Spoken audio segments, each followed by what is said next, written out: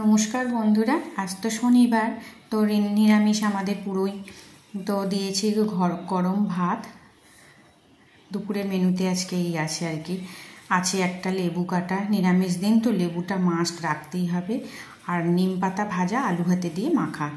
আর আছে কাঁকরোল ভাজা। আর আছে মুগের ডাল। নিরামিষ দিন তো তেমন কিছু একটা রান্না করিনি, করলে করতে পারতাম, কিন্তু ভালো লাগছে না, এখনও অতটা শরীরটা ঠিক হয়নি। আর করেছি সোয়াবিন আলু একটু কষা করে রান্না করেছি, খুব একটা ঝোল করে করিনি, একটু কষা কষা রান্না। আর করেছি মশলা পাঁপড় ভাজা।